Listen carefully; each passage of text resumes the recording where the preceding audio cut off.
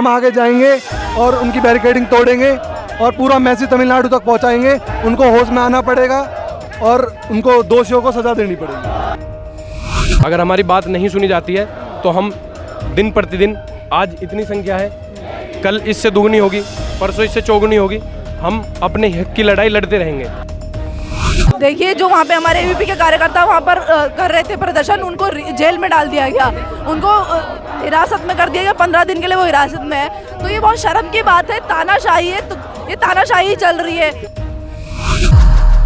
इसका बस यही रीज़न है कि अब अगर हम वेस्ट बंगाल का ही एग्जाम्पल ले लें तो अभी वहाँ पर इतनी बड़ी घटना हुई जिसने पूरा देश को हिला कर रख दिया, पर वहाँ की भी सरकार, ममता बनर्जी की सरकार ने उसके ऊपर कोई कदम नहीं उठाए। उसी तरीके से आज तमिलनाडु में जब इतनी बड़ी घटना हो गई है तो तमिलनाडु की सरकार उस छात्रा के लिए न्याय तो क्या दिलाएगी, उसके अक्यूज रेपिस्ट को बचाने में तुली पड़ी है।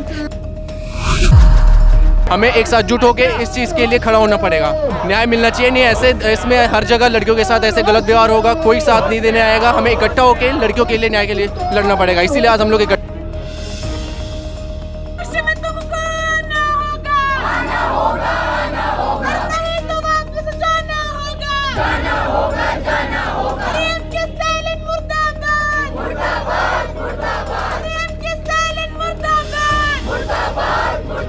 नमस्कार, आप देख रहे हैं इंस्टाफीड और मैं हूं शिव राजपूत। बीते दिन 23 तारीख को जिस तरीके से चेन्नई के अन्ना विश्वविद्यालय में एक छात्रा के साथ यौन उत्पीड़न का मामला सामने आया, जिसके बाद से लगातार तमिलनाडु बीजेपी अध्यक्ष अन्नामलाई जी ने वहां पर प्रोटेस्ट करा। उसके बाद आज यहां दिल्ली में भी तमिलनाडु भवन के बाहर एबीवीपी के छात्रों की तरफ से प्रोटेस्ट बुलाया गया है। लगातार देखते हैं भाई तादाद में यहाँ पे छात्र एबीवीपी की तरफ से मौजूद हुए हैं जो MK स्टैलिन के खिलाफ प्रोटेस्ट कर रहे हैं तमिलनाडु। आइए बात करते हैं इन लोगों से, आखिर किन बातों को लेकर यहाँ पे मौजूद हैं, बात करें। कुछ लोग यहाँ मौजूद हैं, बात करें छोड़ते हैं। आज हमें एक 19 साल की छात्रा के साथ जब इतनी दर्दनाक घटना होती है उसके लिए न्याय मांगने के लिए, तमिलनाडु में हुई घटना के लिए हमें जब दिल्ली में प्रदर्शन करना पड़े तो बहुत शर्म की बात है तमिलनाडु की सरकार के लिए। क्यों? वो अपने लीडर्स को, जिन्होंने वो रेप किया है, जिन्होंने वो ब्रूटल सेक्सुअल असॉल्ट किया, उनको बचाने में इतने तुले हैं कि वो एक छात्रा को न्याय नहीं दिला पा रहे हैं। अन्नामलाई जी ने वहाँ पे जूते तक उतार दिए, कहा कि सरकार को जब तक नहीं हटा देते जूते नहीं पहनेंगे। सरकार को हटाने की जरूरत है या सुधारने की? सरकार को सुधरने की जरूरत है, और अगर सरकार सुधरने को तैयार नहीं है, ऐसे इंसिडेंट्स बार बार हो रहे हैं और उस पर कुछ करने को तैयार नहीं है, तो ऐसी सरकार को बदलने की भी बहुत जरूरत है। और छात्र मुझे क्या कहना चाहेंगे जिसमें प्रोटेस्ट किया जा रहा है आप लोग के द्वारा इतनी बड़ी तादाद में तमिलनाडु में? जो तमिलनाडु की DMK सरकार है उनके द्वारा दोषियों को बचाया जा रहा है, क्योंकि वो दोषी है, उनकी पार्टी से लिंक्ड है। एक 19 वर्षीय छात्रा को कुछ नहीं पता होता, उसके साथ जो दुष्कर्म किया गया है उसके खिलाफ हम आवाज़ उठा रहे हैं। हमारे कार्यकर्ताओं ने तमिलनाडु में भी आवाज़ उठाई थी, परंतु वहाँ की सरकार ने उन्हें लोकतांत्रिक की हत्या करके समय उनको उठाया, वहाँ से जेल में डाल दिया। तो इसके खिलाफ हम आवाज़ उठा रहे हैं।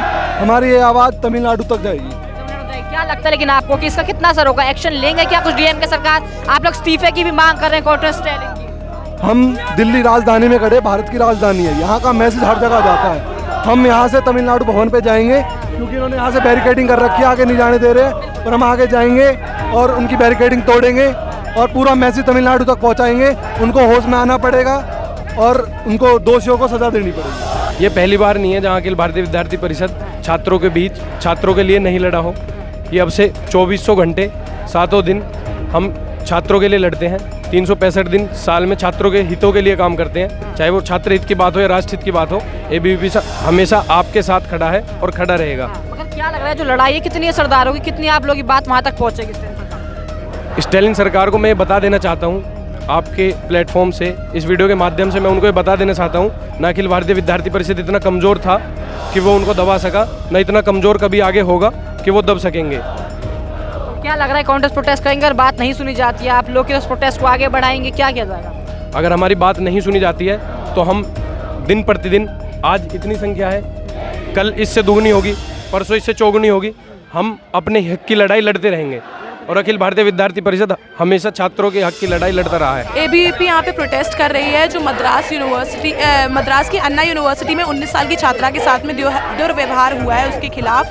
जब एबीवीपी तमिलनाडु उसके खिलाफ प्रोटेस्ट कर रही थी वहाँ पे हमारे कार्यकर्ताओं को भी अरेस्ट कर लिया गया और डीएमके सरकार की पुलिस द्वारा जो कंप्लेंट थी उसको वायरल किया गया, जो विक्टिम की आइडेंटिटी है उसको रिवील किया गया, साथ ही साथ अक्यूज्ड को शय देने की कोशिश की गई और जो भी जस्टिस मांग रहे हैं स्टूडेंट्स उस छात्रा के लिए उनको अरेस्ट किया गया। तो उन स्टूडेंट्स को जल्दी रिहा किया जाए और साथ ही में जो 19 साल की जो छात्रा है उसको तुरंत से तुरंत न्याय मिले। इस चीज़ में क्या लगता है इस प्रोटेस्ट से कुछ असर होगा, क्योंकि लगातार देश में देखा जाता है ऐसी घटनाएं हो ही जा रही हैं, बार बार कुछ हो नहीं रहा है। जी, इसीलिए तो हम कल के नहीं आज के नागरिक हैं, जब हम ऐसी चीज़ों पे आवाज़ उठाएंगे तभी कहीं ना कहीं ये जो माहौल है, जो तमिलनाडु में ऐसी घटनाएं हो रही हैं, वेस्ट बंगाल में ऐसी घटनाएं हो रही हैं, तो वो कहीं ना कहीं ठीक है। अच्छा, स्टालिन जी की भी लगातार इस्तीफे की मांग की जा रही है। अन्नामलाई जी ने जूते उतार दिए, बोला जब तक इस्तीफा नहीं देते या छोड़ते हटाते नहीं जूते नहीं पहने, क्या करना चाहिए? डीएमके गवर्नमेंट अपने आप को गुड गवर्नेंस बोलती है, बट ऐसी गुड गवर्नेंस जहाँ पे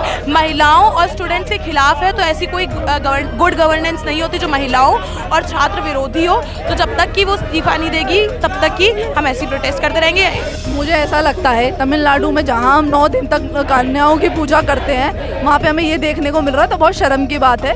तमिलनाडु सरकार को, डीएमके सरकार को, स्टालिन सरकार को अगर थोड़ी सी शर्म है तो आपको इस्तीफा देना चाहिए और इसको जल्द से जल्द, और जो जिन्होंने किया है आरोपियों को फांसी होना चाहिए। मगर लगता है आपको स्टूडेंट्स पहले ही प्रोटेस्ट कर रहे थे, स्टूडेंट्स की बात सुन जाएगी, पहले भी प्रोटेस्ट हुआ था उनको जेल में डाल दिया था, सुनेगी सरकार वहाँ पे? देखिए, जो वहाँ पे हमारे एबीवीपी के कार्यकर्ता वहाँ पर कर रहे थे प्रदर्शन, उनको जेल में डाल दिया गया, उनको हिरासत में कर दिया गया, 15 दिन के लिए वो हिरासत में है। तो ये बहुत शर्म की बात है, तानाशाही है, तो ये तानाशाही चल रही है। जहाँ हम आज लोकतंत्र की बात करते हैं वहाँ पर ये तानाशाही चल रही है, तो बहुत शर्म की बात है। हाँ, तो आप लोग की बेसिक मांग क्या है? उनको जेल में डालना चाहिए, फांसी में क्या मांग है? हमारी मांग है कि पहले तो उनको क्या कहते हैं फांसी की सज़ा होनी चाहिए जी, और सेकेंडरी चीज़ ये है कि अगर डीएमके सरकार को इस्तीफा देना चाहिए। बिल्कुल, यहाँ न्याय मिलना चाहिए। हमारी जो बहन है उनके साथ गलत हुआ है, हमें इसीलिए इकट्ठा हुए कि बच्ची को न्याय मिले। हमें एक साथ जुट होकर इस चीज़ के लिए खड़ा होना पड़ेगा।